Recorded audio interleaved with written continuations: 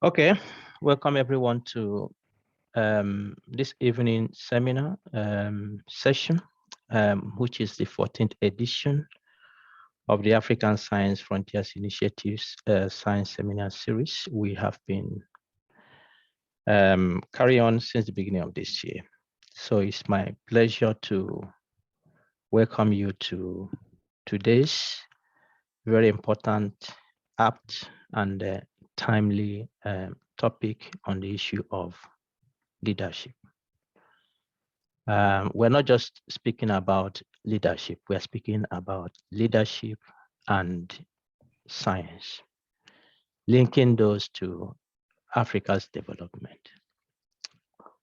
Often it has been said that Africa's problem boils down to leadership. Leadership, leadership, leadership. If you go to the church, it's mentioned. You go to the mosque, it's mentioned. You go to the marketplace, it's mentioned. You go to the political system, it's mentioned. But rarely do we hear the issues of leadership within the context of science. So what does leadership have to do with science? And how does that link to Africa's development? So we have 2 hours to go, and we'll do justice with our able speakers who are prepared to dissect these issues for us during these 2 hours. So a warm welcome to those who have been coming regularly and those who are joining for the first time. The platform is African Science Frontiers Initiatives. And we promise that this discussion this evening will be an enriching one, and you will take something out of this that will challenge you to think of what you do as a scientist, or from other contexts of endeavor, to think about these things in a different perspective. So my name is Bright Waro, and I am the convener of this platform. My colleague Emma, I've not seen her join, but she will make her presence known when she comes. So welcome. We'll kick off. No need to waste time as usual, so that we can be able to do justice to the program today. So we are coming close to the end of the year. Before now, this slide was full with several speakers that we had ahead of us, but now it's reducing because we have had 14 sessions of very important topics. One of the speakers this evening, the 2 speakers will be introduced at the right time, but one of those has been with us previously and discussed the issue of mentoring. So he's a friend of the house. We have future speakers, as you can see on your screen, who will be taking control of the next sessions of our program.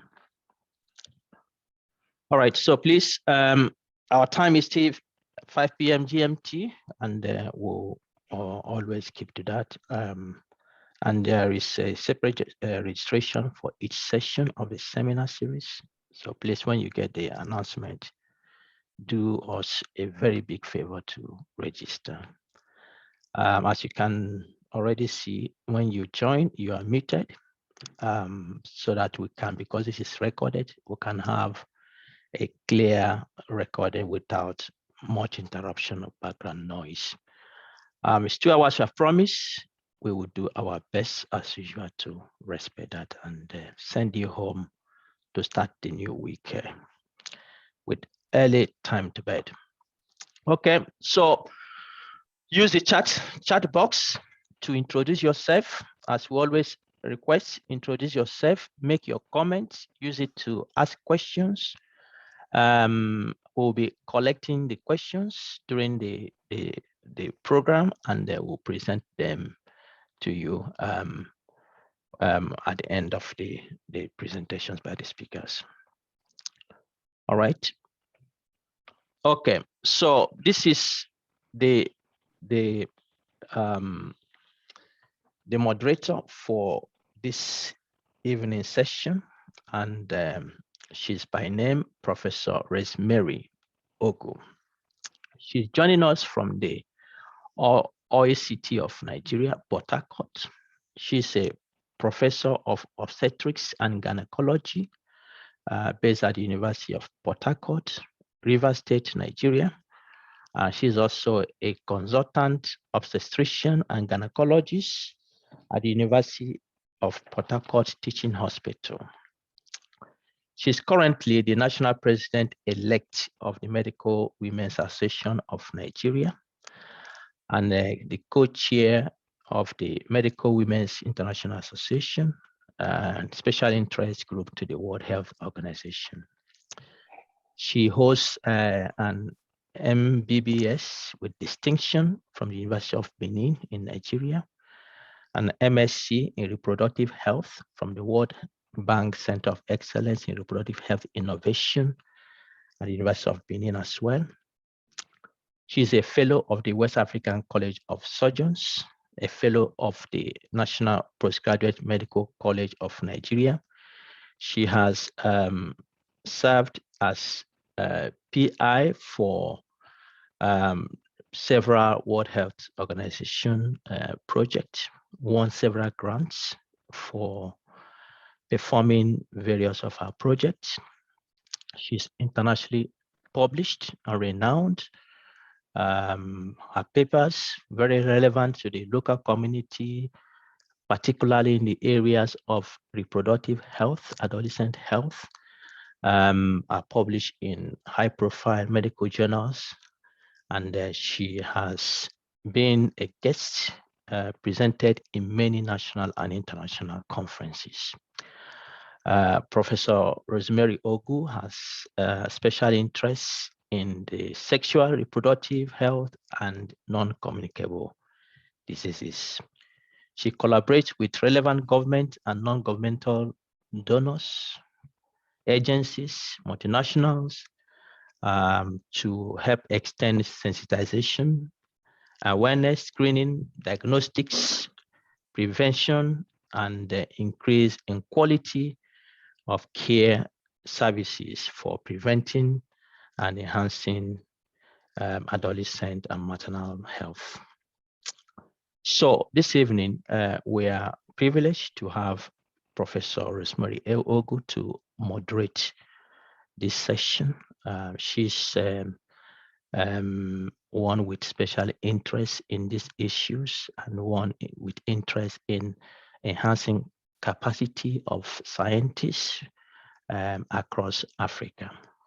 So Professor Ogu, it is my honor to have you moderate this session.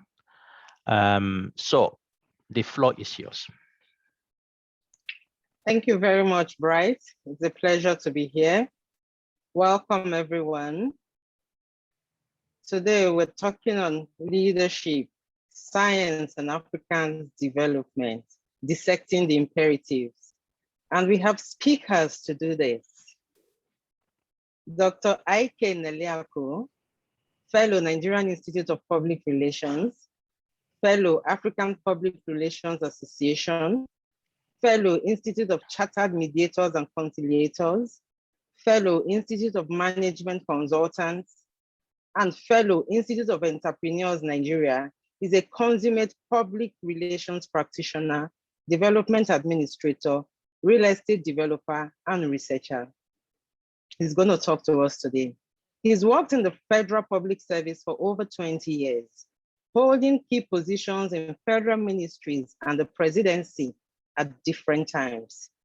Dr. Neliaku has traveled to over 45 countries as a member of various government delegations, federal government delegations, and participated in more than 55 technical missions on sustainable development, information and communication management, negotiations, conciliation and diplomacy, cultural relations, public sector administration, infrastructural development, leadership and management development, gender equity and empowerment, youth development, and so on. He served variously as chairman, technical coordinator, vice chairman, secretary, and member of over 37 specialized committees at various times while in the service of the federal government of Nigeria. He has also served as a member of the governing board, Federal University, Guzo, Zamfara State. Dr. Neliaku is the founding Chief Executive Officer of Simbas Limited, founding Vice Chairman, Chief Executive Officer, ABC Shelters Limited, Principal Partner, Right Angle PR, Executive Producer, Right Angle Productions, and Convener, Isaka 200 Center for Research and Development. He's currently the Executive Secretary of the Nigerian Prize for Leadership. He's going to focus today on leadership and nation building. He will address the following issues. What is leadership? Who is a leader? Who is not a leader? Role of leadership in nation building. The African leadership quagmire. Where did we get it wrong and what are the solutions? Leadership and the African youths of today and tomorrow. Leadership as a multi-sectoral requirement.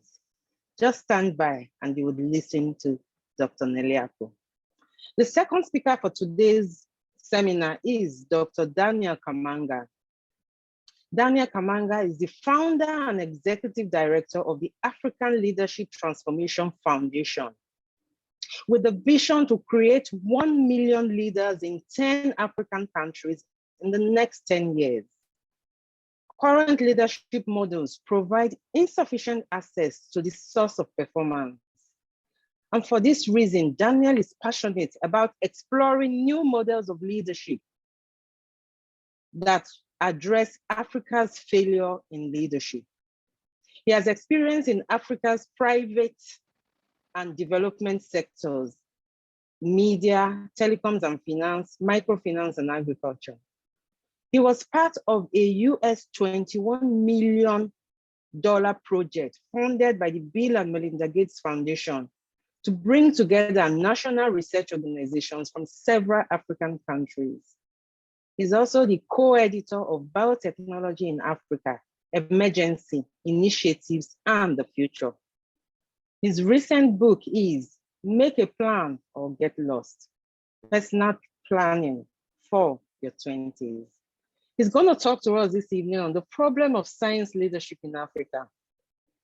He will address the necessity of science for nation building, the imperative of leadership in all science, leadership in African science, the current status, the problem, the way forward for authentic leadership in African science, and African developmental challenges, any role for authentic science leadership, as well as science leadership and the African woman. Participants, please write your questions as you listen to these two gentlemen on the chat box. At the end of the presentation, we would collate your questions and then present to the speakers at the end of the talk. Each speaker has 30 minutes to make the presentation. Dr. Neliaku, you start first. Thank you. Thank you very much. It's my pleasure indeed to be with you this evening. Thank you, my colleague, Professor Bright, for convening this very important platform. Very important in terms of subject matter and everything. Do I have the hosting right now so that I can? Just go ahead. You can do whatever you're able to do from there. Okay. Yes. I requested earlier that you also extend the same to my colleague who's working with me. I have done so. Thank you.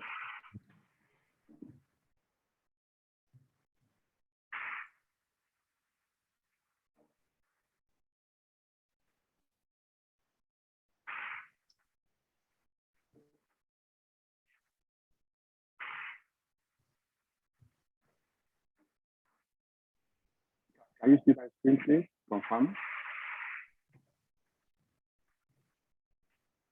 Can someone confirm if you can see my screen? No, not yet. Okay. Now it's coming. We can see you now, sir.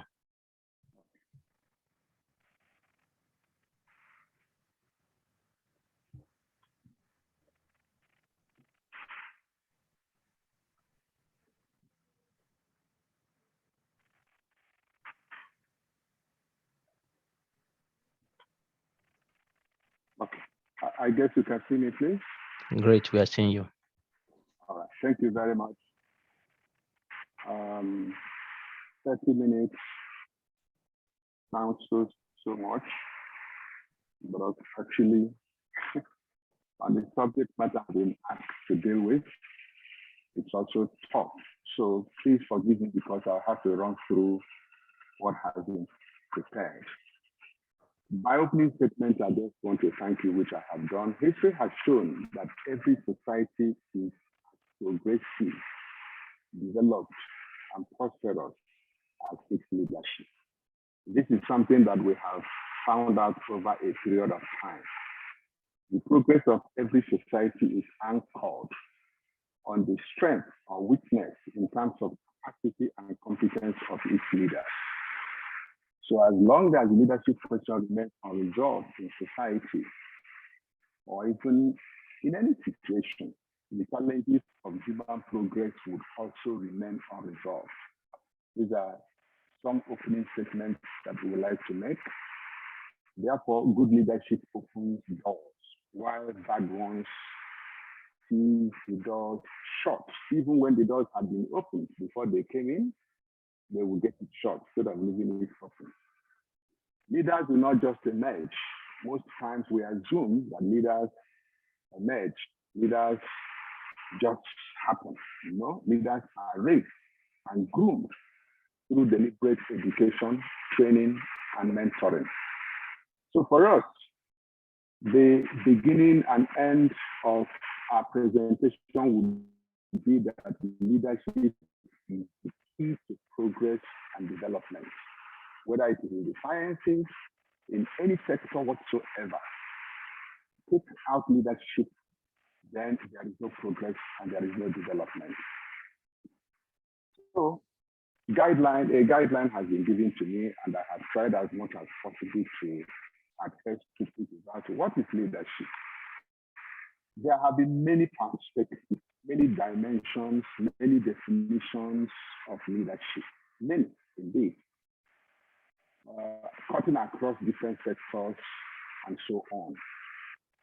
But a few will be helpful at this point, beginning with John Maxwell. Sorry, that spelling is Maxwell, who argues that leadership is influence. So for Maxwell, the totality, the quantum of leadership is influence. Because as a leader, you are supposed to get things done. And a leader does not necessarily have to be the one to do everything. But you must have the capacity to get things done, and it is a function of influence. It goes further to assert, and I call it assertion because it's really indeed an assertion that everything rises and falls leadership. And then coming home to Nigeria, Kuye indicates that leadership is the ability to have influence over people towards effective achievement of goals and shared vision. Kevin Cruz submits that leadership is the key of leadership is the process of social influence. The one that excites me of all this is what Ralph says. Ralph says that the function of leadership is to show the way and produce more leaders, not more followers. I get excited each time I read Ralph's definition, because in Africa, if we look at the terrain of political leadership, we see that most times we are interested in producing more followers who will just follow us, carry our bags, do our bidding, and stuff like that. Unknown to many of our leaders, that is not the function of a leader. Yes, you will have followers, but you must produce leaders out of the followers so that they can go to the next level and replicate what you have taught them. So this wasn't part of what was given to me, but I believe that leadership must have essence. So what are the critical things that we look at as the essence of leadership? Number one is influence. We have seen that. Number two is that a leader must improve on what he has seen. A leader must inspire. The challenge of leadership in Africa is that we need to have inspirational leaders who have the capacity to motivate and mobilize. When leaders cannot inspire, they cannot mobilize, they cannot motivate, there is a fundamental challenge. We've had a few bright lights. Someone like the late President of Tanzania demonstrated capacity for inspirational leadership to mobilize the people. Because when there is no hope, people look up to the leader to mobilize and to motivate them. And then the bottom line is that a leader must empower and enable the growth, effectiveness, and success of individuals and organizations.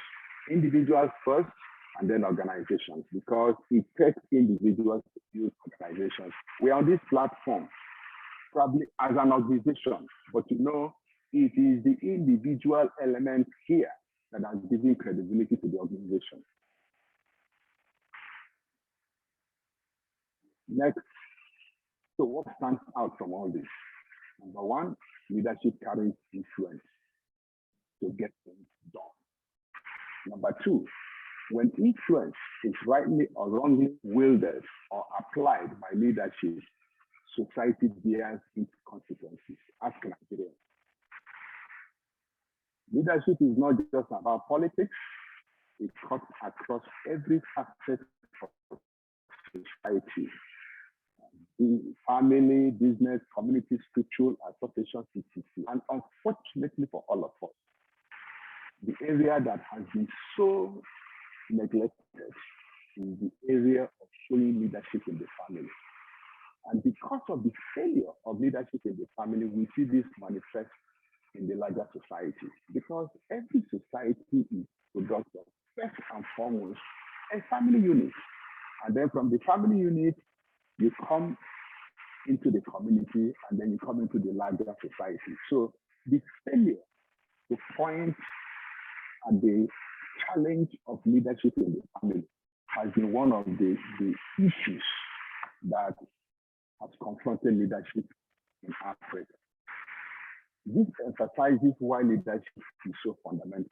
And indeed, we can therefore say that everything, leadership is everything, and everything is in leadership. So who is the leader? I decided to go home. In my place, we have what we call Onyendu. Onyendu is the person who directs, leads the way, gives instruction, is the person that every other person follows. So my first description of a leader is the man who gives direction, otherwise known as Onyendu in my language. I come from the southeast of Nigeria. Primarily, I'm a very proud Nigerian. Napoleon Bonaparte says that a leader is a dealer in hope. Because leadership must give hope. Leadership must inspire. We talked about it before. Leadership must motivate. Leadership must show direction where there is none. So a leader is a dealer in hope. Then I say that a leader is a holder of some sort of mandate to act on behalf of others. Whether you go to a bus park and somebody there just rises and takes leadership and directs every other vehicle. You know, sometimes you see clowns taking over our highways in the streets, as the case may be, as traffic controllers. That's leadership. He confers on himself that authority. Nobody, he looks right, he looks left, there is no traffic warding anywhere. He moves there and he begins to direct vehicular traffic. That is some sort of mandate that he has received. The reason why you respect him and when he says go right, go left, and so on is because you believe that he has acquired a mandate on behalf of others to act. So 3 key points to note so far. One, about leadership, is again the principle of autonomy. And I'm using some of these local things because I am trying to push a point that leadership is not new to Africa. As a matter of fact, I assert that we touch the word leadership. But unfortunately, as we go on, we see where the table turns. So I keep going back to this fundamental. The principle of autonomy simply says leadership is not necessarily about seniority in hierarchy. It is about capacity. It's about competence. It's about value. I have seen situations in families where the first son may not have his acts together. And it may be the last son that becomes the beacon of hope for that family.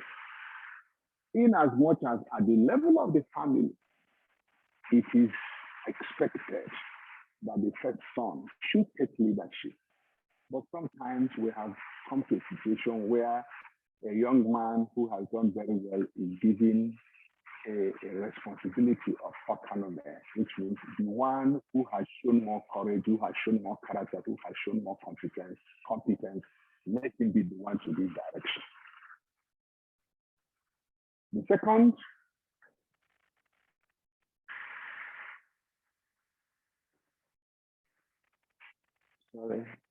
seems to be, okay, can you take it from here? This is what I feared. Okay, it's fine. The second is Oguago. I'm sure Professor Bright will be familiar with Oguago, Weti. Nobody wants to ask Oguago and all those things. These are things that are used to recognize people in society.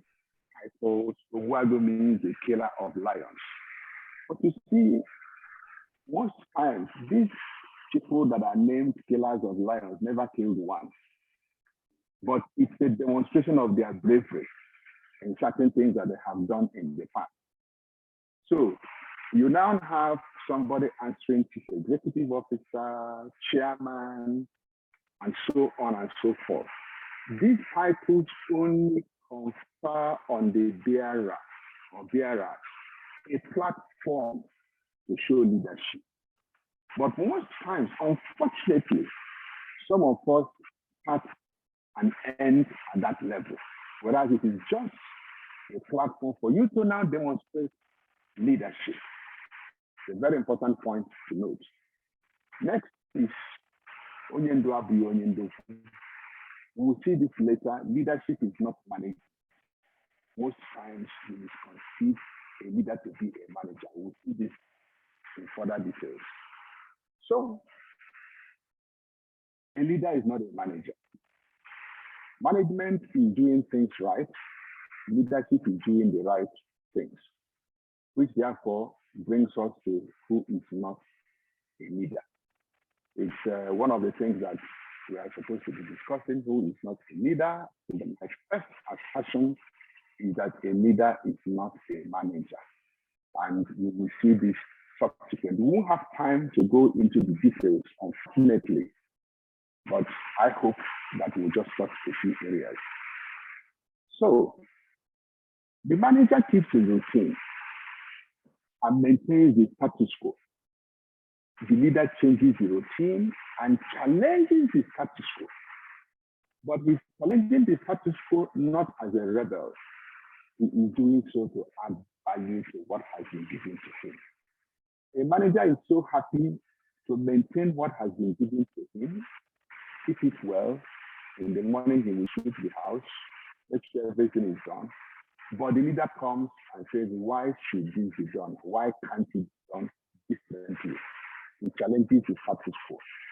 But the idea, the desire is to add value. So in other words, the leader is the higher calling from a manager's position. We see this when we come to look at transactional and transformational leadership, which is the vein of leadership in many situations in Africa. There are about 9 established leadership models. I'm not going into them. This is just for emphasis, but I will emphasize numbers 8, 9, and then you will see that number 10 is open because that is where we are going. That's where I'm starting on. Seeing that all these models have not really worked, 7, 8, 9 have shown tremendous promises, but we need to do more because the challenge of Africa is beyond 7, 8, and 9. So I'll just pay attention to 8 and 9. So I'll start with transactional leadership. What is it?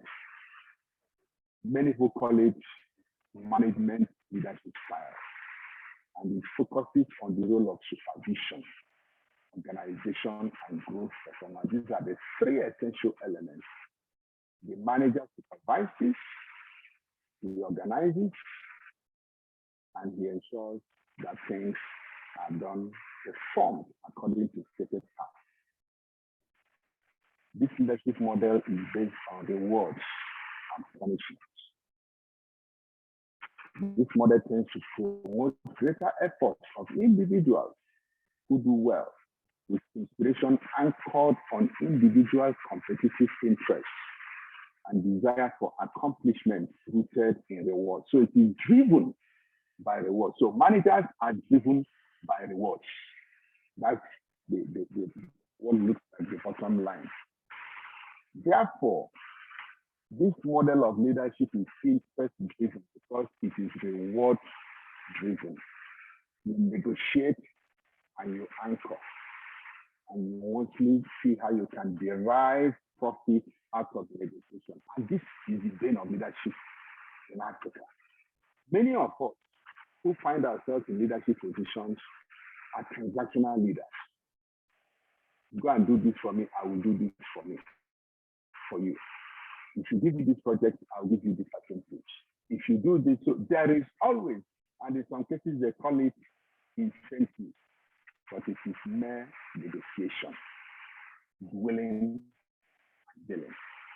So when employees are successful, they are rewarded. When they fail, they are likely to be reprimanded or punished for failure. So the ultimate motivation is performance and output. If you can't perform, sorry, that's it. But this is not transformational.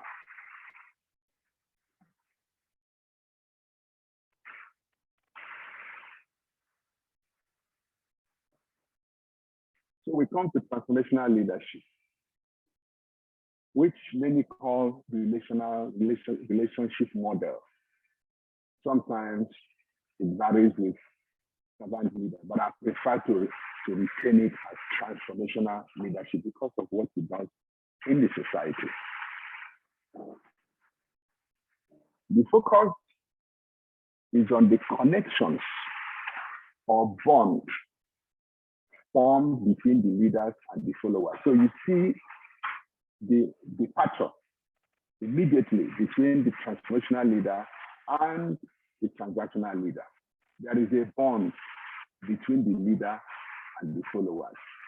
And there is a desire to nurture and transform leaders into followers into leaders. We talked about this when we were discussing Adler's indication. So transformational leaders aim at a higher calling, which will create legacy and make a lot of difference. Transformational leaders inspire and motivate those who they are working with. They help every member of the group to manifest his inherent capacity and ability in every task. Though focused on performance of group members, he still targets individuals and sees how to make them come out bring out the best of their potential based on ethical and moral standards.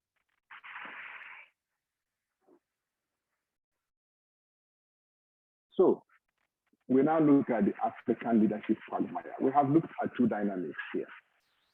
The dynamic of the transactional leader and then the transformational leader. And I can assert very clearly that the challenge of leadership in Africa has been that we have been mostly transactional. Transactional with ourselves, transactional with the international community, and have not been able to go beyond that. Sometimes it may not be our fault. Sometimes it is indeed our fault. So as we then come to the African quagmire, I will say that Africa has been designed to fall and keep falling. Why do I say this? I didn't say fail, because it is more disastrous to fall and keep falling. That means you are never allowed to get up. We're going to watch a short clip of video that tells a lot about what I am trying to talk about here. Chiduke, can you get that ready? It's just a few minutes, and then that is going to show us a few things about the conspiracy against Africa.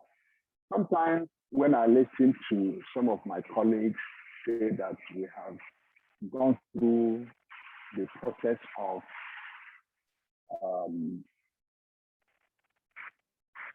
colonization for too long, and that by now we ought to have gotten out of it. Agreed.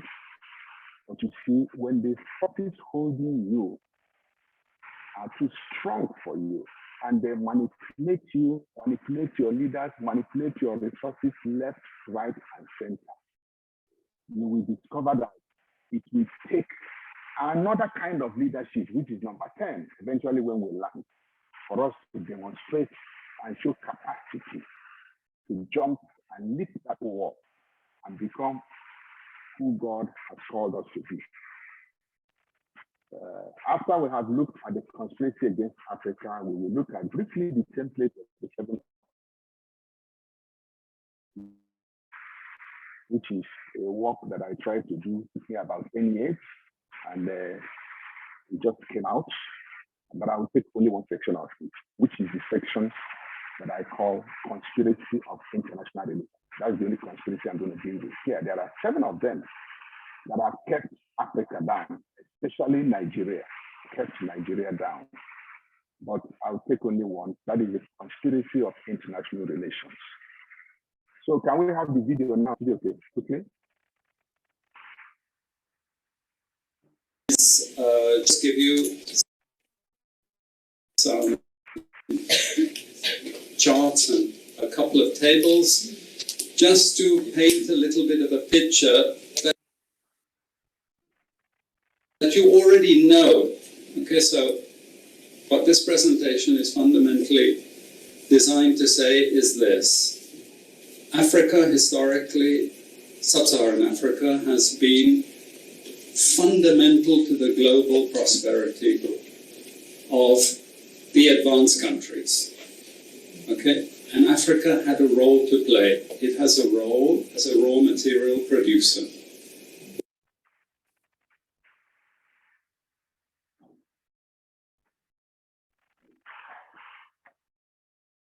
We will not allow sub-Saharan Africa to escape that. Okay, we do everything to keep sub-Saharan Africa where it is, also impoverished. It's absolutely vital for the prosperity of everyone else. So let's get clear about that. Okay, and this means all the economic structures, all the global institutions, and the economics we teach everyone is all designed to keep Africa exactly where it is. And whether it is Europe or US or now China, it's always the same. We need Africa to be impoverished because we need those raw materials and we need them dirt cheap. Okay, so that's the message. It doesn't mean to say that there's nothing Africans can do. Of course there is. Okay, but this is the opposition that they're fighting. This is what it's about. Because if Africa does do something different, I assure you living standards of all those in Europe and North America and Asia is going to fall. Okay, and that is a big price to pay. I assure you that the West is not going to allow that without a big fight. Okay, so this is what it's fundamentally about. What I want to show you is how these structures are operating. It's just 20 minutes, so we can't do very much, but just to give you a little bit of an idea. And why I keep the ideology part there is because we are part of the producers of ideology. At universities and academic institutions, we are complicit in this whole enterprise. Okay, so the job of many Western academics is to convince Africans they have to keep doing what they're doing. Okay, and to show them it's your fault that you're poor. It's not our fault. It's your fault that you're poor. You know, so this is what we do in academic institutions, and I want to show that as well. We just start. This is what it's basically about, so you know what it's about. But I want to just show you the extent to which Africa is specializing in the production of raw materials and basic agricultural goods. We know the basic forces that have caused this underdevelopment. We know it's colonization. I will not discuss that very much because my colleague speaker is going to go into some aspects of this. But I do want to discuss the global economic structures, the global financial institutions, and economic ideology, briefly, to give you a flavor of those. Let me start with this. You can't really see it so easily, but if those of you who are interested, you want the PowerPoint, I'm sure we can make it available to you. But we may the not thing be that you able to really see need the to see, entire video, so I will have to stop it at this point. Okay, can you stop it at this point? Because of time, we will not be able to take the remaining. It's supposed to be about 9 minutes, but I just see that my time has gone. So I would like to go back to conclude.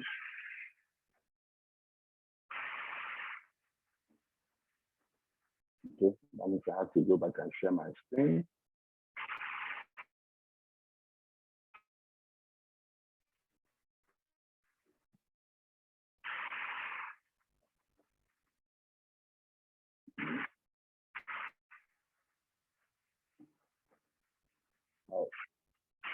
What I shared seems to be happening. Let me just. You can conclude. Sir. Okay, that's fine. Thank you.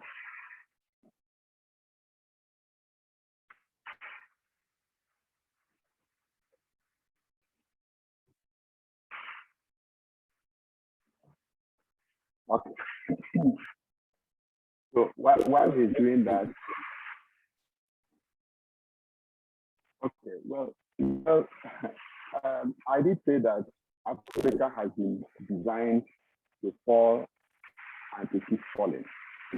The international community does not wish Africa well. I can take this in 3 areas. Number one, it's unfortunate that in 2021, Africa is yet come to the point of choosing its leaders. Our leaders are not to choose us at the national. And I can give a few practical examples, but I don't want to mention names. Our leaders in Nigeria, our leaders in other African countries are produced for us from other African countries. And there are basic criteria that are used to measure those who will govern Africa at a particular point in time. I will encourage us to read the book of Michael Perkins, who wrote on the Confessions of an Economic Man. I'll give just one example. In 2018, I had the opportunity of relating with somebody who wanted to run for presidency of Nigeria. And the son has a friend at the White House. So funding was a challenge and stuff like that, you know how this thing. So he spoke to his friend to say, look, is there a way you can help us to raise funds and so on and so forth? And the friend said, you know what, okay, just hang on. Let me talk to my contact at the White House to see if they would be interested. Mark that was to see if they would be interested. And he did. And that after 2 days, he came back to his friend and he said, I'm sorry, it's a bad news.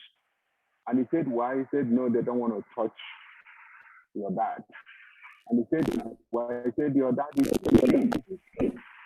He said, what did he say? Your dad is too clean, that there is nothing they can hold on him. There is no hold on him. And that we don't support anybody who cannot have a hold on. That says it all about how our leaders emerge. So when your leader at the highest level is not chosen by you, he then cascades down to what that leader does, his policies, his actions, his inactions, what he has to do, what he ought not to do. And when he does not want to do that, he's kicked out. He's lucky to be alive, as the case may be. Next slide, please. Time is next slide.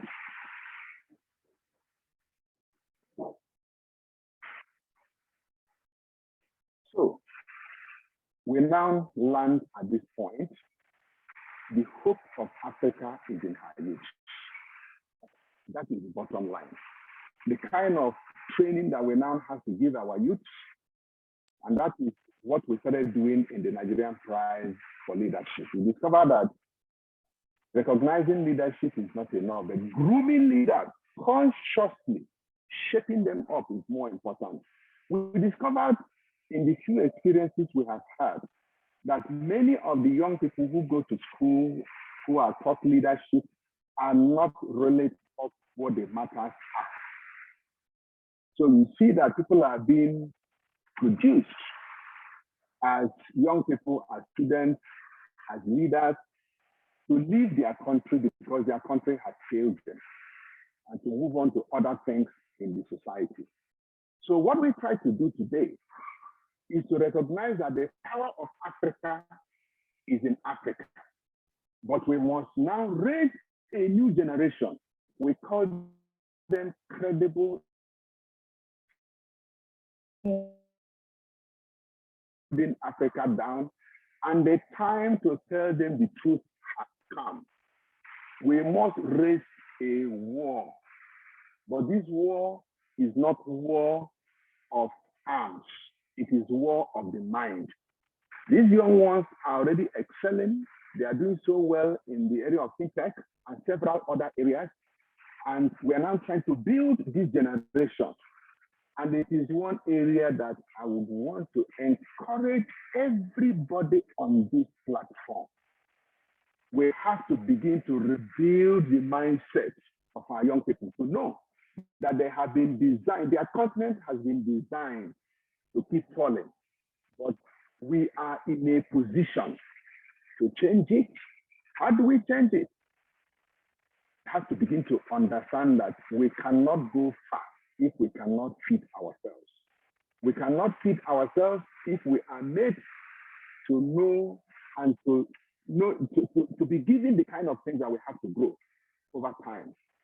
Finally, I would like to say that the challenge of leadership in Africa has been that of lack of knowledge of what the issues are. Unfortunately, knowledge in this case is not education, but knowledge of the transactions of how the entire world has ganged up against Africa. It is not enough to have the best of leaders.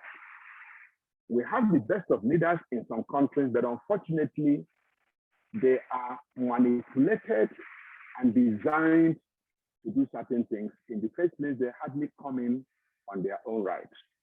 I believe that one of the things that this African Frontiers will do for us is to continue to raise awareness on why we have to do things differently. We have to consciously and deliberately raise a new generation of leaders who can confront these issues head on and come to a point that Africa will take on its problems. I thank you very much for your time, because I know that I have gone beyond my time. I'm sorry about that, but I will stop at this point. Then if we have questions, I can then elaborate on some of these things that I could not emphasize because of time. Thank you very much again for this platform. Okay, sorry, Professor Ogu. I didn't land. You know, I left leadership number 10 model open. That is the point of creative and exceptional leadership. That is what Africa should be going for. We must understand our peculiarities. We must appreciate our operating environment. And we have to create a leadership system that is driven by exceptional mindset. And it is only God that can give that. Thank you very much. Thank you very much. We appreciate. Dr. Kamanga, Mr. Kamanga, please unmute and start. Thank you.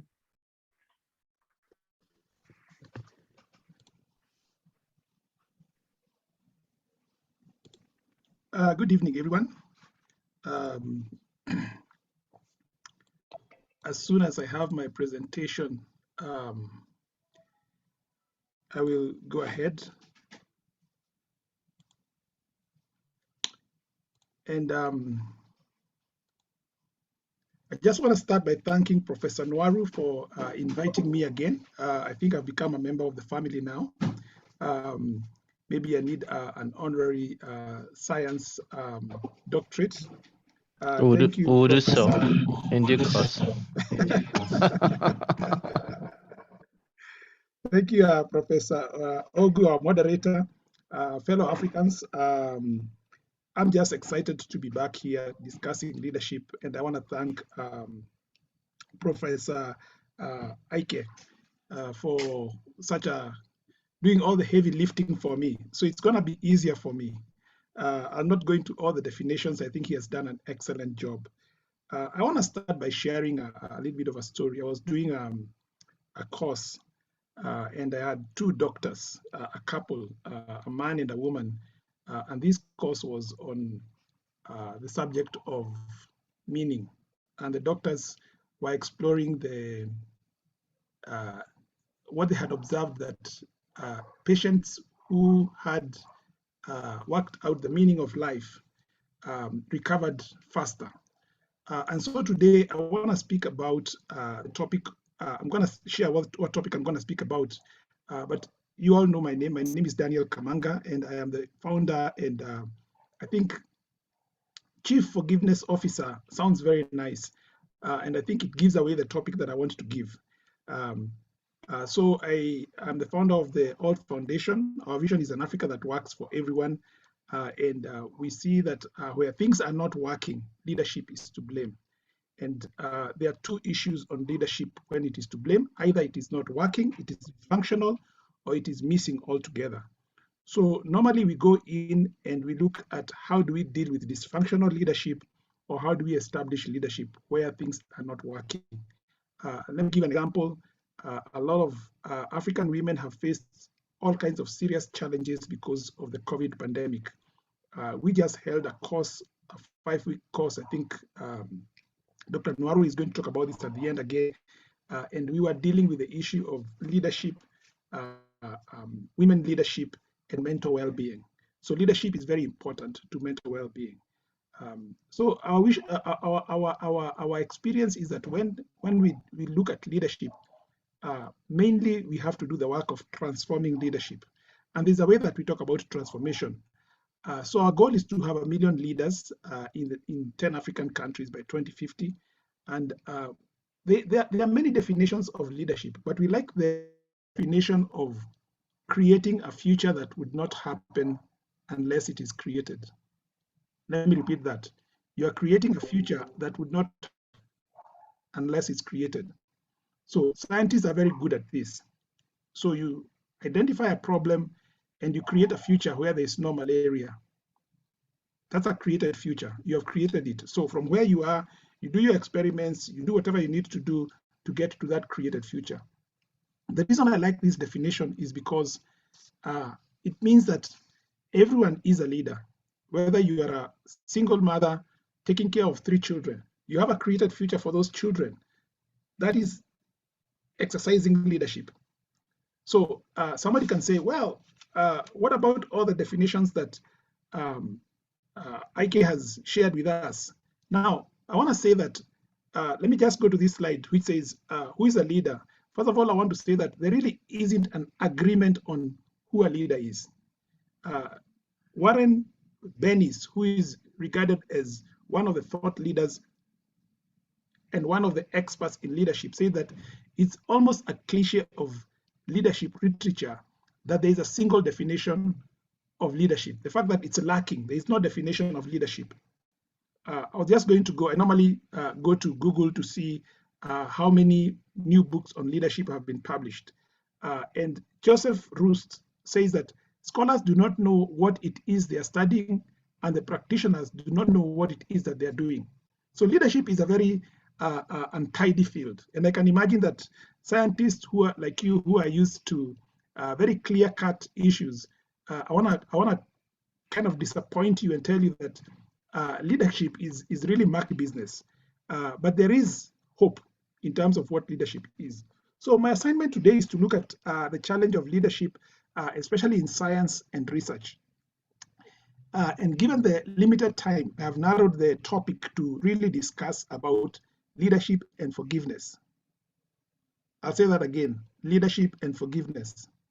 And I know, like, as scientists, you might be saying, why are we talking about forgiveness? Are we in a church? Keep listening. No, now, I think that I've already said about the definition of leader and leadership. But what I want to talk about is what leadership transformation is. Now, before I speak about forgiveness, I want to just ask you, put in the chat, just put in the chat, if you're working in any research or any organization, could you just put in the chat how many people are in your team? Just put in the chat how many people are in your team. I want to see how many, are there 2 people working on a problem? Do you have 5, 10? How many teams are you dealing with? If you could help me just put in the chat so that I can see whether we are on the right track or not. How many people in the projects that you're working in, how many people are there? 15, thank you. 15. Is it only one person? Do you know how the chat works? 14, 8, 10 people, geez. 12. Okay, let's see, who else?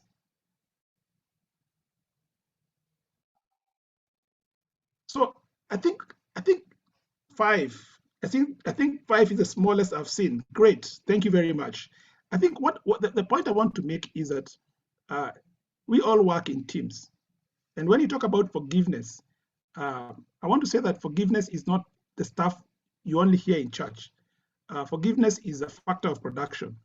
If you went to a science team, and let's say you had a thermometer, and this thermometer measures forgiveness or unforgiveness, and you're able to put in the thermometer, I think in most teams you might find that the mercury is just going to break through from the thermometer because there's so much unforgiveness in teams.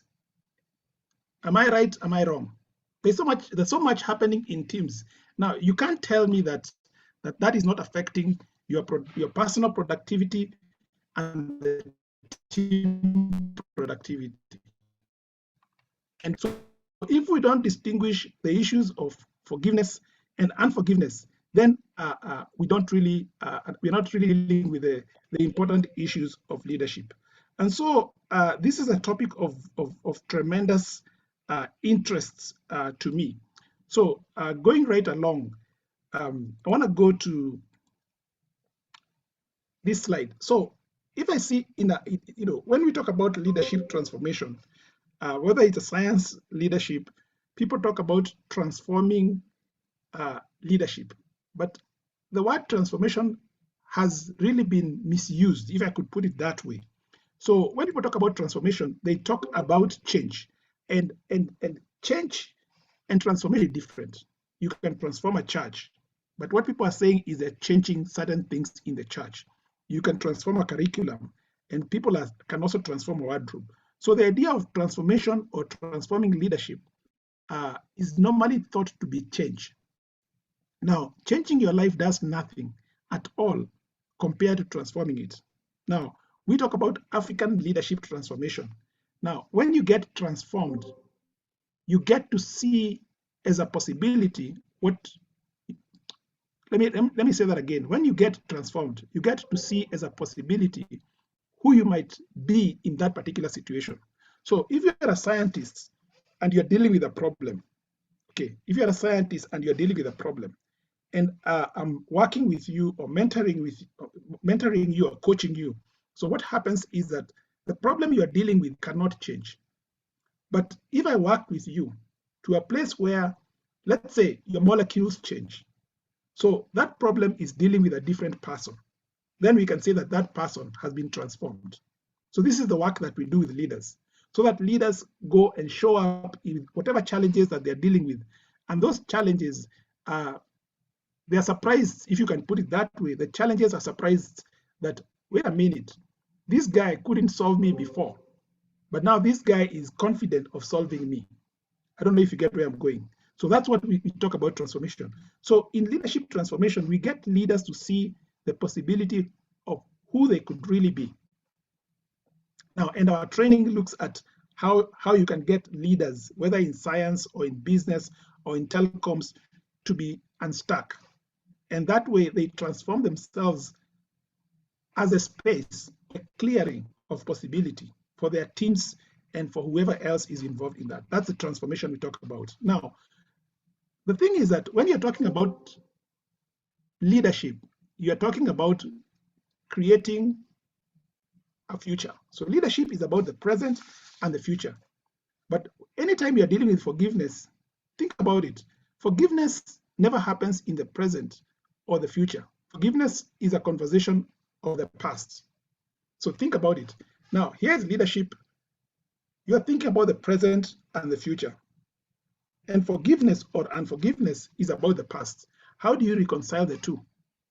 So when you're a leader, leadership is really the mastery of forgiveness, forgiving yourself and forgiving others. So if you're a leader, whether you're in science or in tech or whatever, you must be, because you're in the business of creating something that is larger than yourself. So what is going to happen is that you're going to mess up. So you will need to forgive yourself. You're going to step on other people's toes. So you need to forgive those people, or they'll need to forgive you. So the point is that if as a leader, you don't quickly forgive yourself and others, you'll find that your leadership is not effective.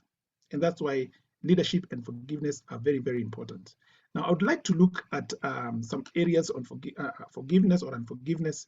And forgiveness, if you look at the research on forgiveness or unforgiveness, it means to resent.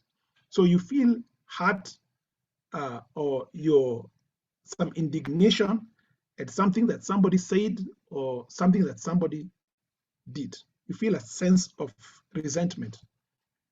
You can also feel a sense of regret. So you feel remorseful over what you did or over what somebody did, what they said or how they acted towards you. And I like this definition of forgiving. So forgiving means you give up the desire to punish. But for many of us, we want to hold on to that desire. Now, you also give claims. So there's a debt. So there's somebody who owes you a debt. And then you cancel that debt. That's what it means to forgive. Okay. So you're not extracting the penalty for that offense. You give it up. Okay. Now, I like this definition. Forgiveness is to cease harboring resentment against. Now, think about it. When you're harboring resentment, I was speaking to Rosalie. She was talking about Port Harcourt. So there's a harbor. Okay. So the ships come in and they dock at the harbor. Now, unforgiveness, you give it space to dock. Okay. Now, when you say, look, no more ships of unforgiveness, that's you cease harboring resentment against whoever wronged you and against yourself. The question is, why do we find it so difficult to forgive? Number one, which is kind of an awkward way as human beings, is we protect ourselves from further injury. But that's weird, because when you refuse to forgive someone, you're not really protecting yourself from further injury. They can still cause you further injury, but we kind of feel that if you don't forgive, you're protecting yourself. So human beings are weird. So the thing is that you are not protecting yourself by refusing to forgive. Of course, many of us refuse to forgive because you want to extract revenge. Okay. So what happens is that whether you're in a science team and somebody has done something which you don't like, and you have unforgiveness, so you withhold yourself, so you don't contribute. So if the experiment is not going right, if you have some ideas, you decide, well, I'm not going to contribute. I'm just going to keep quiet. Let them mess up whatever they're messing up. Okay. And then sometimes we become experts in being the victim. We like to talk about how so and so did this and that, and it's kind of almost like, without knowing it, you're almost like enjoying being the victim. And so you find that it's very, very hard to forgive. So the effects of unforgiveness are documented, from being fatigued to being worried. The two doctors I spoke about earlier, they have found this in patients or people who have unforgiveness, from low esteem to a sense of seeing the world as unsafe or limited. You have issues to do with blood pressure, anxiety that manifest themselves as sickness and things like that. And people worry, sleeplessness, low sense of creativity, powerlessness, distraction, and a sense of being an imposter. These are real leadership issues. So if you have a mastery of forgiveness, you can imagine the payoff. It's huge for your leadership. So if you have a team that has mastered forgiveness and they forgive each other, they clear all these issues, clearly that team is going to perform at very, very high levels. So I know this is a very busy slide, and I'm not going to go into the entire slide, but I want to say that when we forgive, we make 4 declarations. The first one is, are you willing to forgive? Or are you willing to cease harboring resentment against so and so? Now, that's very important, the way it is phrased, and we could speak about that. But the point here is that forgiveness comes from the will. Okay, so it's not about your emotion. It's not how much you feel. It's really a decision. It's a mind thing. And the example I give is that when you have a pastor and somebody is getting married, somebody says, I now declare you to be man and wife. So they just created the marriage out of speaking. Okay, so it's the same when you graduate. They confer a degree and they declare you to be whatever the degree you have. So it's a declaration. So forgiveness is a declaration that we make. And I want to say that you have to forgive totally. Okay, so there's a process of ensuring that you forgive totally, you forgive absolutely, and you forgive unconditionally. Now, let me say that, and I'm going to give a little bit more time for us to discuss. Let me say that leadership is about now and the future, and forgiveness is about the past. So when you are willing to let go of the past, you are now able to get into the now, and you are ready to step into the future. So this is what I wanted to share. I know I have gone very fast, and I know that I have saved Dr. Nwaru about 10 minutes, but we can use those 10 minutes to discuss further. Thank you very much. Wow, I'm almost tempted to say a round of applause, please. Thank you. Thank you, Daniel Kamanga. Absolutely brilliant. A new perspective for a lot of us in participants. If I'm to recap, I'll spend the next 5 minutes doing recap, and would have like 40 minutes at least to do questions, comments, answers, and then to go over what we've just listened to in the last 1 hour. Dr. Neliaku talks about society being as progressive, as developed, and as prosperous as its leadership. Talks about leaders not just emerging, leaders are raised. Leaders are raised and groomed through deliberate education, training, and mentoring. And that leaders are supposed to be able to influence, improve, inspire, mobilize, and motivate. Leaders are supposed to be able to empower and enable the growth, effectiveness, and successes of individuals and organizations. He also went ahead to talk about leadership cutting across all facets, not just politics, family, business, etc. And that leadership is about capacity, competence, and endowment. All right? That titles, profiles the platform to lead. The title does not make the leader. He went on to talk about the leadership models 1 to 9 and how they have not really worked. Leadership models 7, 8, 9 showing promises, but haven't really solved the problem of Africa. And then he calmed down on transactional and transformational leadership. The leadership model that's based on rewards and punishment, okay? Ultimate motivation being performance and outputs. And then talks about transformational leadership on the other hand, the servant leader model that desires to nurture and transform followers into leaders. Leaders who think, inspire, and motivate. And then talks about the African leadership quagmire and the fact that for him, Africa has been designed to fall and keep falling. And then the conspiracies against Africa. How it is that as at now in 2021, we're yet to choose leaders for ourselves. And concludes by saying that we have to make changes. We have to be less dependent on overseas donors. We have to raise awareness to consciously and deliberately raise a new generation of leaders. He also now talks about, although he didn't have enough time, the number 10 model of leadership, where we are creating an effective leadership model that is driven by exceptional leadership. I'm sure during the question and answer session, he would have more time to talk about model 10 leadership model.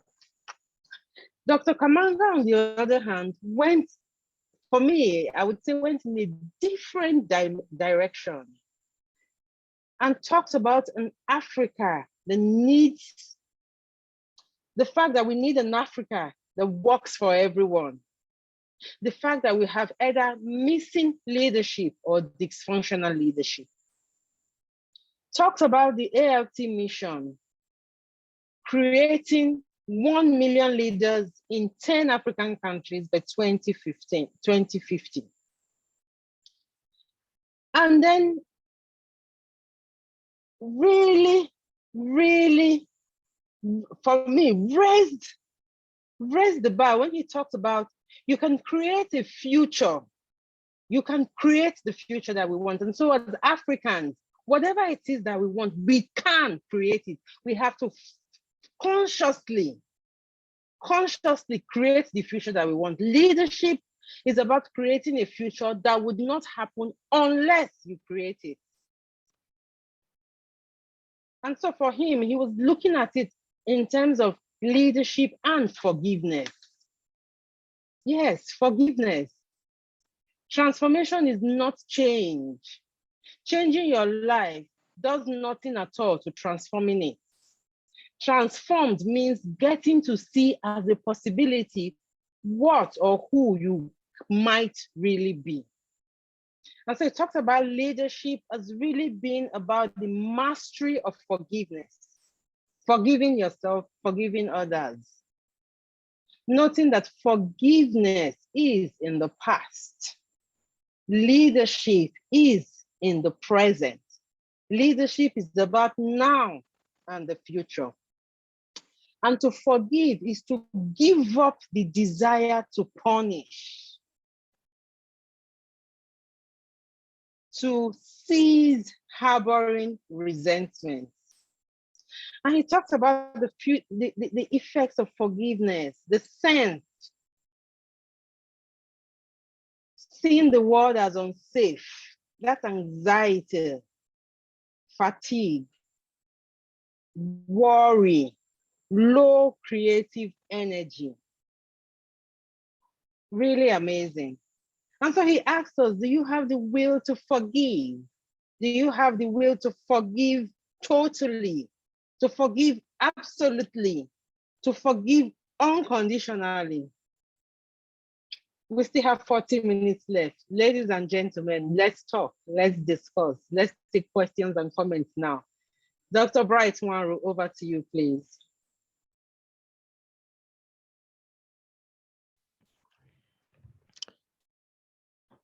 Thank you very much, the speakers. Thank you very much, our able moderator, for work well done. The questions keep coming.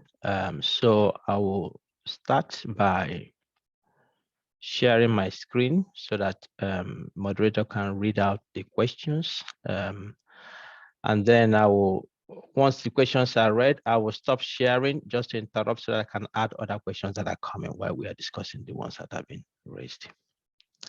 All right.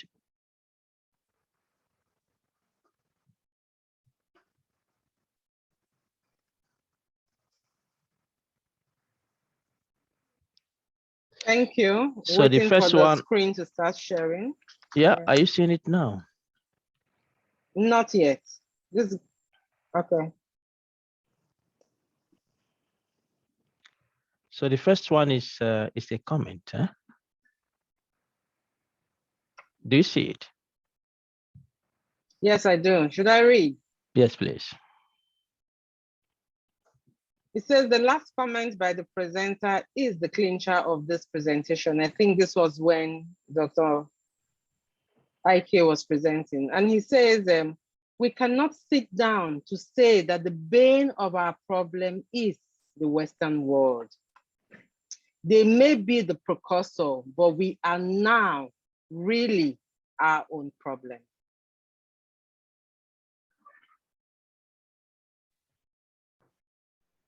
I don't know if this preempts any response from Dr. Neliaku, or this is an agreement with his viewpoint. Well, it's an agreement with what I have said. I think the emphasis here is that knowing where we are coming from is very important. But then we now have to do something about where we are so that we can overcome. Realizing your situation is 50% of the problem solved. Deploying what needs to be done to ensure that you now overcome the adversary is the next line. And that's where we're saying that we have to look inwards, we have to build a generation, and then we have to do a mind work. It's now time for creativity. We need to create solutions to our problems. Thank you. Thank you.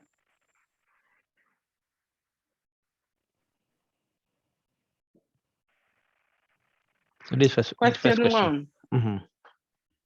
Yeah. If Africa has been programmed to fall and keep falling, How then do we get out of the rat race to stand up and keep standing? Dr. Neliaku, please, your response. Yeah, thank you very much. Very interesting indeed. I would like to look at two philosophical frameworks here. One is the concept of, I think Professor Umar will understand this. We say the concept of Nzogu, that is war, and the concept of wisdom and understanding, we call it Akko. I think at the point where we are now, we know that we cannot just fight anyhow. We have to come from the point of knowledge, wisdom, and understanding. We have to be conscious of our situation. And platforms like this are expected to help to deepen this consciousness. In the last 2 years, this is what we have been doing at the Nigerian Fight Leadership, helping to reprogram, first of all, deprogram the young people, and then reprogram them to understand who they are and have their confidence. And I'm delighted to note that some of them that just graduated at the 2020 class, we are just about to start the 2021 class, never knew the hope that they have for their country, in their country rather, and then the continent, Africa. So I believe that being conscious of it and then creatively, and when we say creative and exceptional leadership, the God factor is very critical, and I would like to emphasize the God factor, because you know, when a man is overpowered, when you are pushed to the wall, something else has to help you. I believe that the situation of Africa is not hopeless. As a matter of fact, this is the time for Africa. And I believe that Africa must get it right. That's why some of these platforms are rising across the continent and across the world. Africa is beginning to address these problems, to speak out, to take up these challenges. And we have to now begin to identify our best and know how to help them, how to bring them in, for them to help us. We are already getting out. I can say this with a lot of emphasis. We are already getting out of the hole, because when the snare has been broken and you now know that this is the problem, I think you are heading towards the solution. So being here this evening, here, understanding that, I mean, that video from Howard Nicholas is very, very revealing. And interestingly, he is a Sri Lankan, not even from the West. He's a who has been in Poland for a very long time. And in some of the engagements, he shared his own authentic story of what happened to Sri Lanka by the same West. So today we now know that these things are not just ordinary. If in 2014, an international, a foreign country wanted the Gulf of Guinea Commission onto themselves, and the Nigerian government said, no, we will not give it to you. And as a result of that, they rose against that Nigerian government, and that Nigerian government was pushed aside. But how many of us knew the dynamics behind the scene that happened in 2012, in 2013, in 2014? And why did it have to happen? Because Africa must go down so that other African countries can see that if Africa has been dealt, if Nigeria has been dealt with, you are just like a small fry. So in conclusion, I believe that part of what we are doing this evening is the movement towards delivering ourselves from what has held us down. Secondly, however we are going to do it, we have to begin to decide or take part in deciding our leader. I can tell you here very clearly because I had been involved. In 1999, we did not select our leader. In 2000, I'm talking of Nigeria. In 2003, we did not select our leader. In 2007, we did not select our leader. In 2015, we did not select our leader. And I can tell you the people who were engaged to do the services, what they did, how they did it, and so on and so forth. And we willingly and gleefully and happily go to the polls and go and do things that look like elections. But that's a matter for another day. Thank you.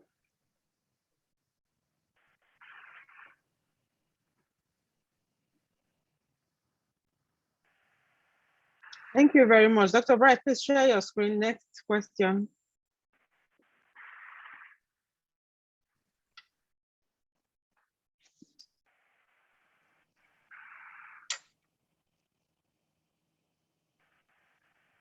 Question 2, physically, how do we assess or evaluate a good or bad leader?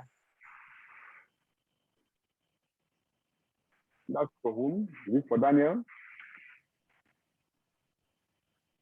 Daniel can take it.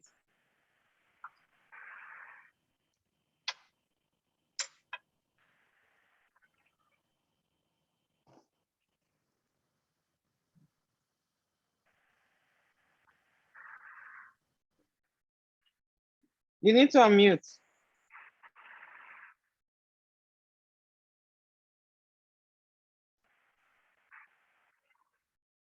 So let me share a screen because I would like to take the conversation slightly to a different direction.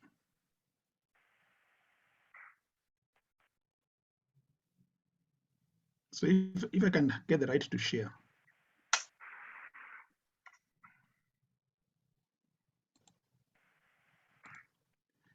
So I would like to share this particular slide here.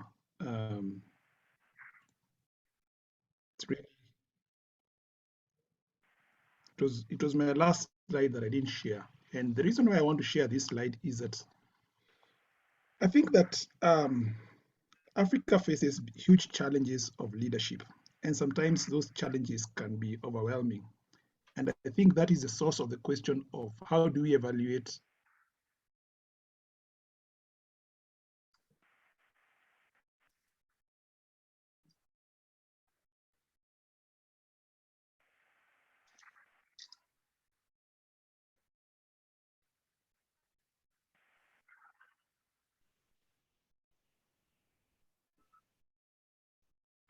Mr. Daniel, I think your system is hanging, eh?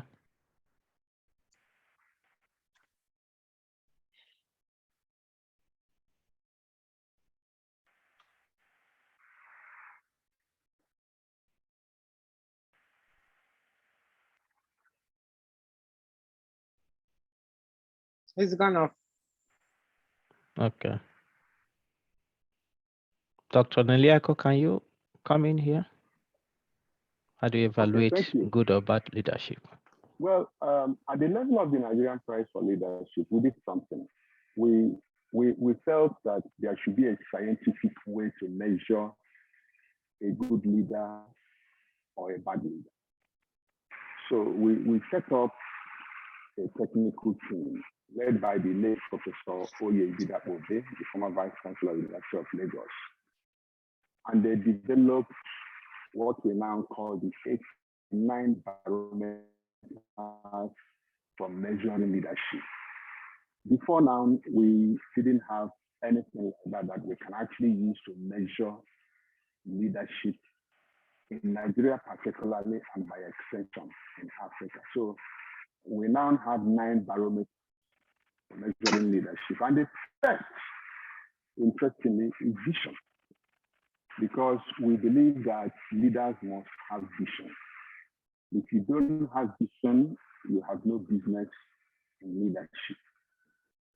The second is creativity and innovation. A leader must be creative because problems will always be there. And the way I solve my problem may not be the way Professor Ogu is going to solve her problem because we operate from different environments. So I must adapt and apply certain measures that will give resonance to creativity, and then the principle of innovation in solving problems. And then number three is competence. We have to put competence above character because each of them is weighted. So next is competence. A leader must be competent. If you have vision and you have the creativity, innovation, you must see the competence. Next is character. Others call it integrity. We have seen from current experiences in some parts of the world that integrity is not enough. I used to be one of those celebrating integrity as the benchmark for measuring leadership. Integrity is still very important, but integrity without competence is the worst case scenario that can happen to any society. So character / integrity comes, but competence is very, very key.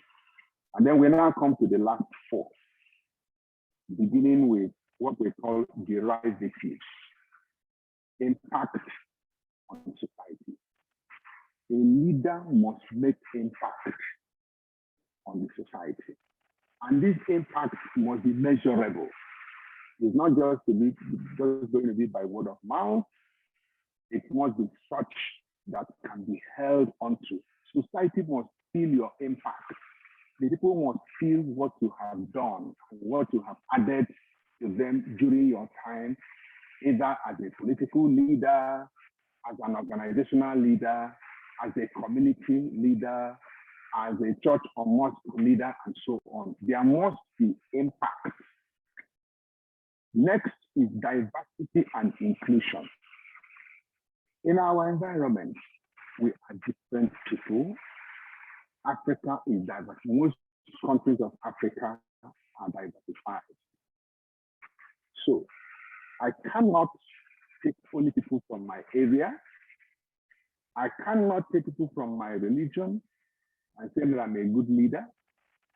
I cannot take only one gender and leave out the other gender. I must know that, as they normally say, all fingers are not equal. In other words, I should come to a point that even those who are going through various forms of disability, there are still areas that they can function and function very, very well. I forgot the principle of sacrifice. We consider this very, very important, that leaders must rise above call of duty. In situations where leaders, on behalf of those that they are leading, such a leader is not worthy to be measured to be a successful leader. Let me stop so far. Thank you.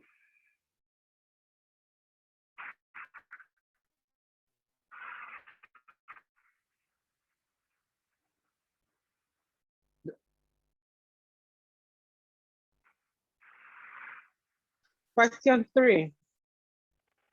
How do we make leadership to be less interest in our various countries so that it will not give room for aggrandizement? How do we make leadership to be less interesting, maybe, in our various countries so it doesn't give room for aggrandizement? This question is for the first speaker, please. Thank you.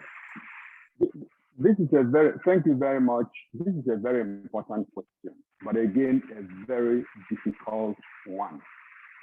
In other words, how do we make leadership to be unattractive? People have conversed that when you have very strong institutions, they help to mitigate the abuse of leaders seen it in one or two countries in recent times. But the question I keep asking sometimes,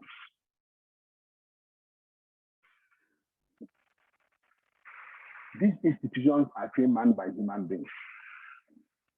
And unless these human beings are transformed, they are not in a position to do certain things. So I speak from a point of someone who has been involved in leadership and governance over the time. And I could see some of these things play out and so on. So my own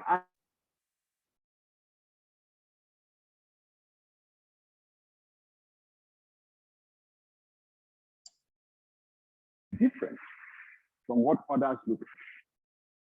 You can't point that position of leadership is less attractive, except you get to a point that everyone will have to vote for it. For instance, just a typical example, the president of Nigeria, according to our constitution, incidentally, is one of the most powerful presidents on earth, the president of Nigeria, going by our constitution. So you will have to then go into the constitution and whittle down the influence of the president in such a way that he does not have the power of life and death in his hand. How do you do it? Do this. You reform your constitution. You devolve power to the fourth or even the first tier of government, and so on and so forth, in a manner that you decentralize that great influence that the president of the country has. That this is a very difficult thing, because you see, in doing so, you also have to be very careful that you do not weaken the sovereignty of the nation, because the president of a nation remains the symbol of the sovereignty of that country.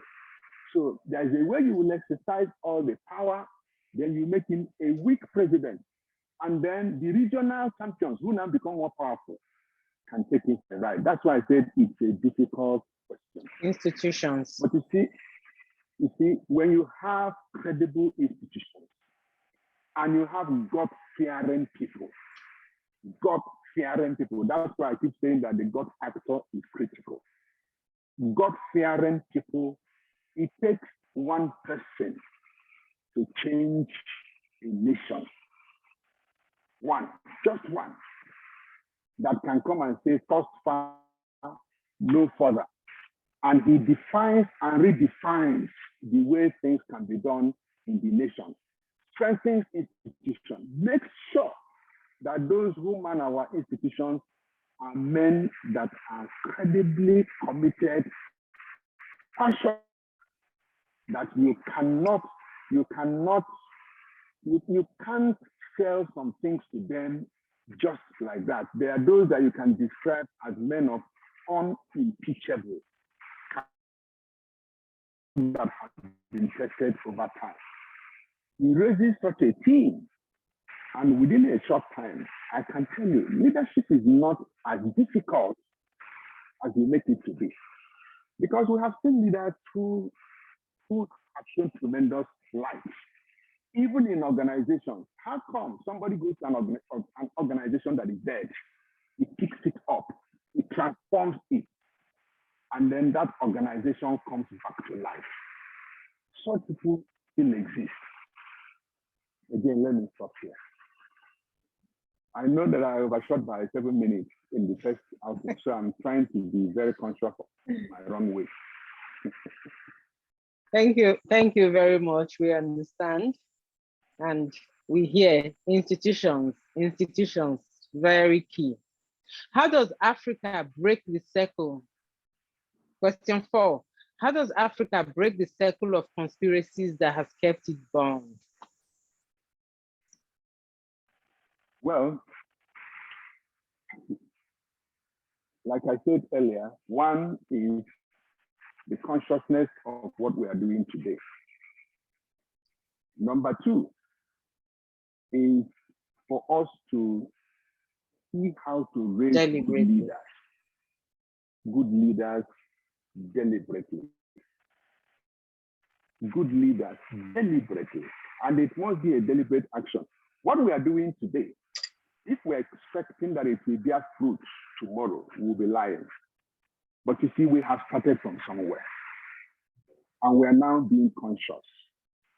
Some of us have the opportunity of speaking to those who are in leadership and those that we believe have capacity to lead, who are doing something else, and we go to them and say, please, can you kindly get involved in governance? And I believe that over time, let's face one fact. Let's all face one fact. Yes, we have the Africa Union, but you and I know that within the Africa Union, we have many languages. Some of the languages that we speak are not our languages. So sometimes meetings are held somewhere before people even come to the meeting of AU. And they take positions based on what they have agreed with certain people before we now talk of Africa. The headquarters of Africa Union was built by who? It wasn't built by you and I. It was built by China. Based on what terms and conditions? You don't know. So I'm not sounding as though there is no hope. Sincerely, I believe that this is the era of Africa. And this conscious effort that we are making today is what will liberate Africa. Challenging our leaders, the few of us that have this consciousness and we are passing it around, we should come to a point that we begin to do individual actions in our small territories, in our small cubicles, in our small corners. Over a short period of time, it circulates into an ocean. And we will be able to decide, once we get it right, in 1, 2, 3 countries, especially Nigeria. I keep emphasizing Nigeria because Nigeria is big and Nigeria has influence over Africa. So once we are able to take Nigeria in, Nigeria should be able to play a strategic role in liberating other countries. We did that in the past. If we had had enough time to watch Nicholas would have had when he talked about the first wave, the second wave, and the third wave. And now we are going into the fourth wave. But let me stop at this point. Thank you. Thank you very much. The next comment we have, I think we have just 10 more minutes to the end of this presentation. We told you we'll do 2 hours and we want to keep our words at 2 hours it is. We truly need to raise creative and exceptional leaders who have been cleaned of the erroneous mentality that they are inferior to other races around the world. Leaders with excellent superiority complex, not inferiority complex. God bless you. Well said. This person just captured it. That's it. The only thing I will add is that it will require deliberate action from the person who wrote this and from many of us to consciously begin to look out for these ones and to create them. They are not just there. You have to create them. You have to raise them. We can give ourselves 10 to 20 years and you'll be shocked what we make out of Africa. And it is doable. This is, for me, Professor Ongaro, this is a quotable quote. Thank you.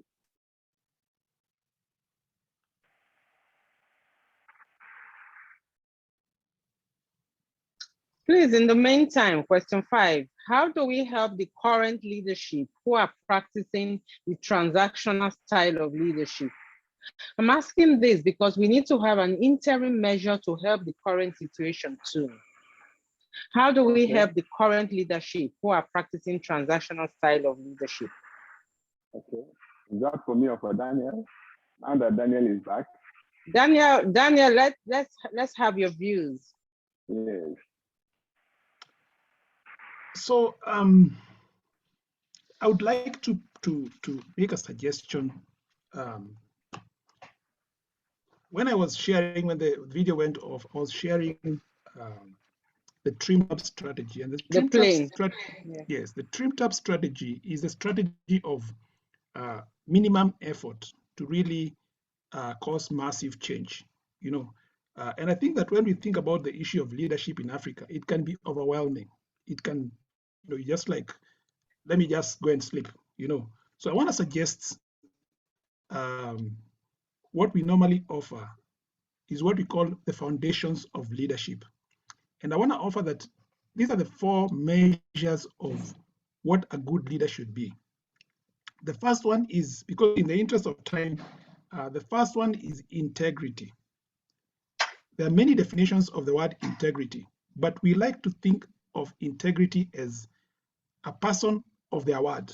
So that if we say, for example, that we are going to end the meeting at this time, we end it at that time. That's integrity. So you can complicate integrity, but integrity just means what you say is who you are.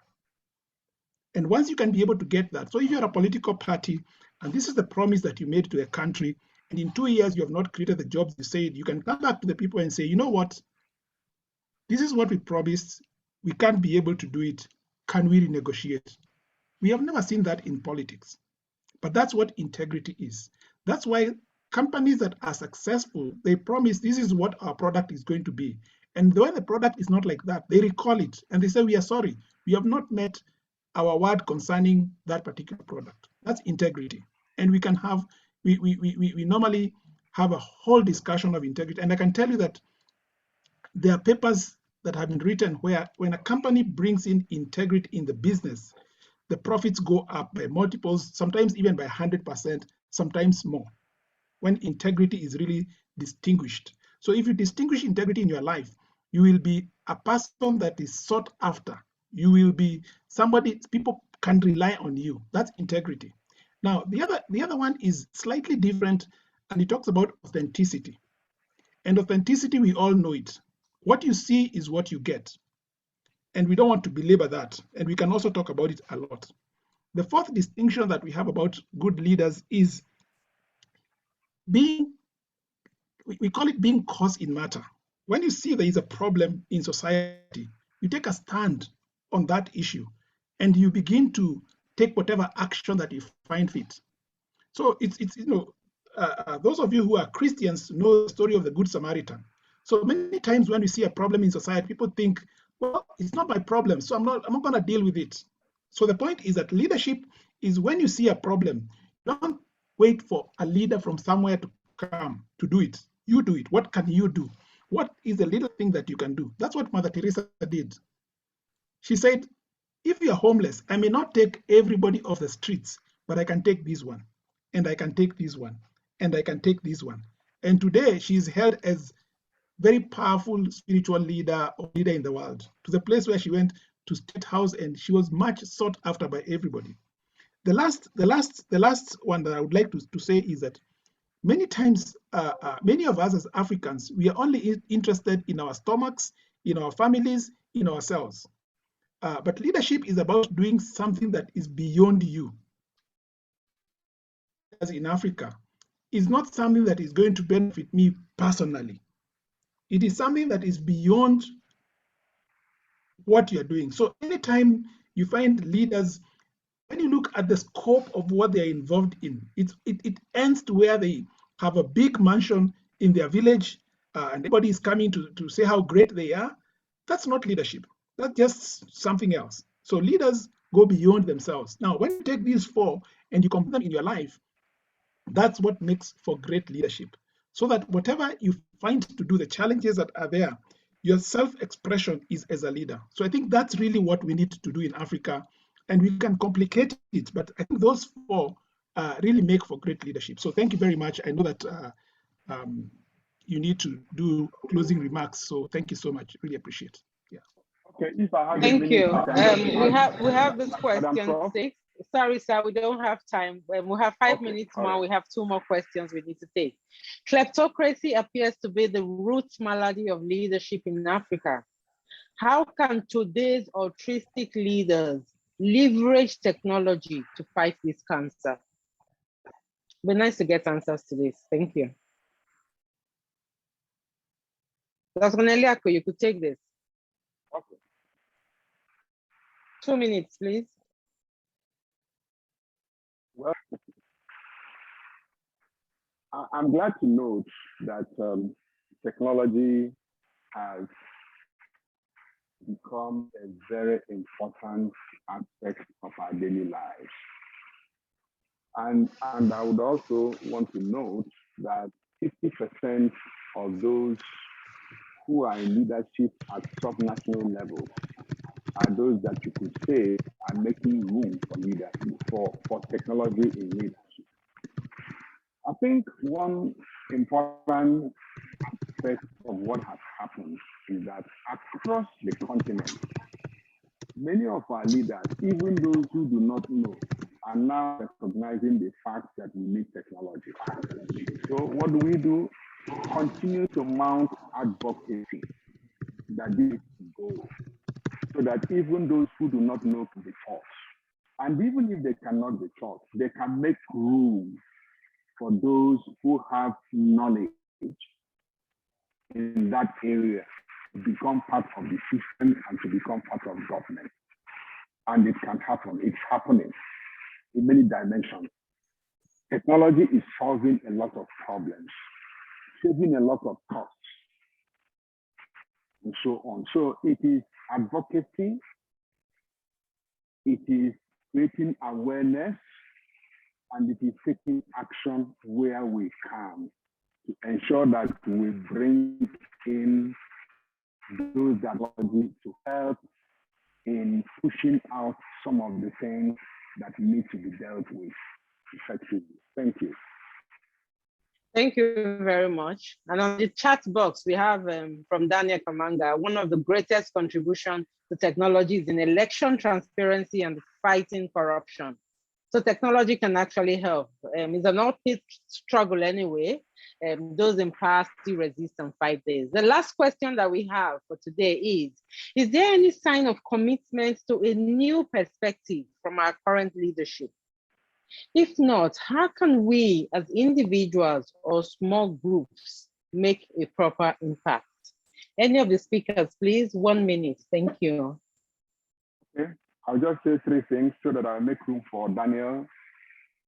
Advocacy, awareness, and action. We all must get involved in our small corners to advocate, to create awareness, and to take action. Thank you. Daniel, please.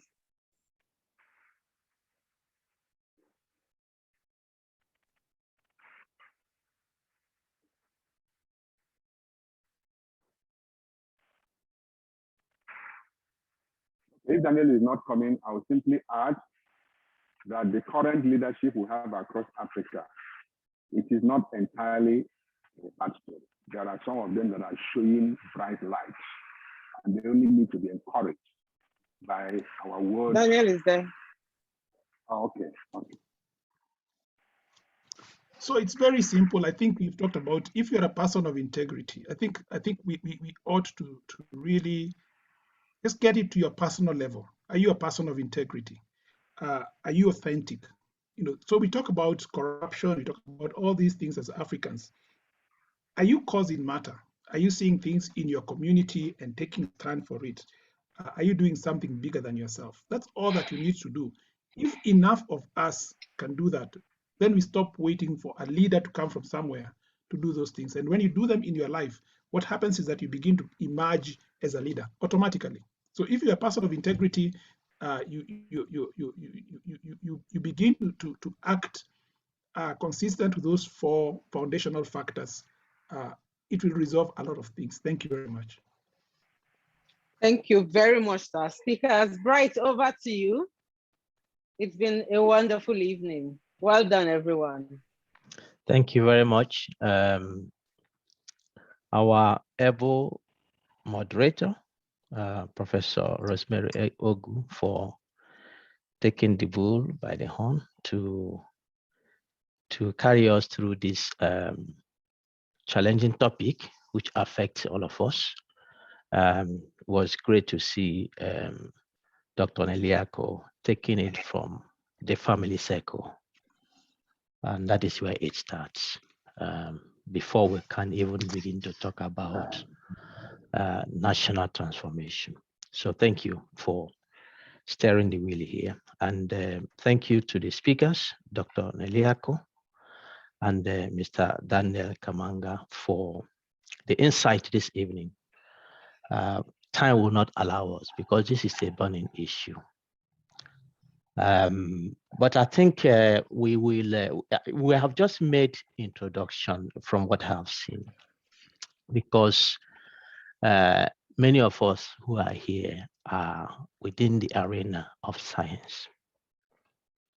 And within the context of the vision and mission of African Science Frontiers Initiative, we have stated that there can be no societal transformation without a huge and cardinal input of science.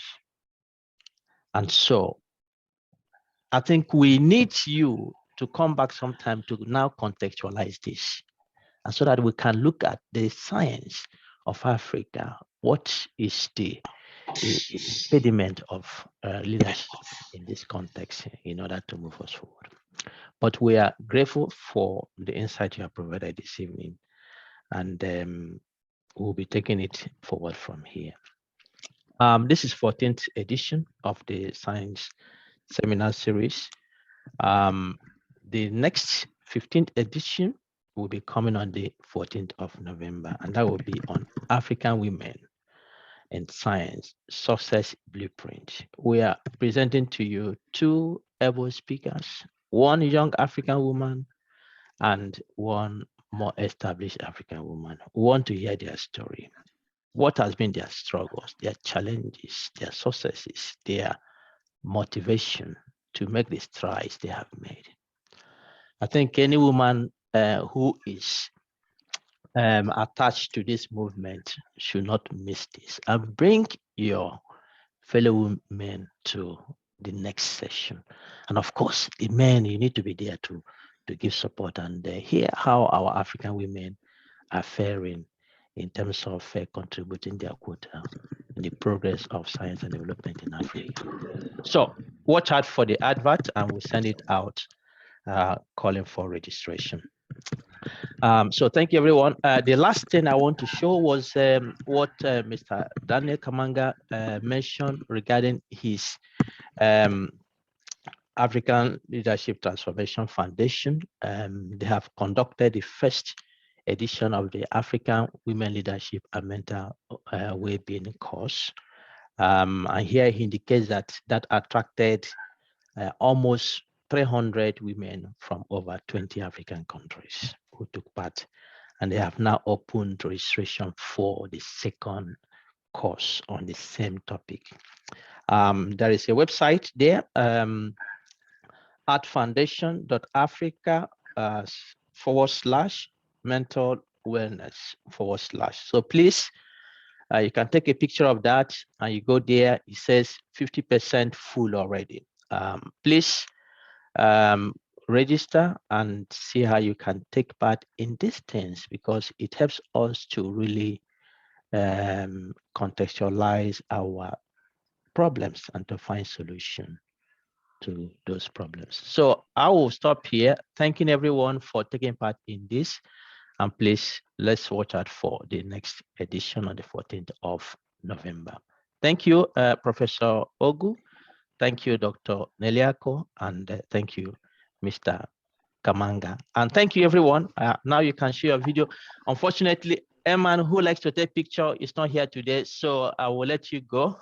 But please, as you're going, give us your smile, and have a good evening and have a good week ahead.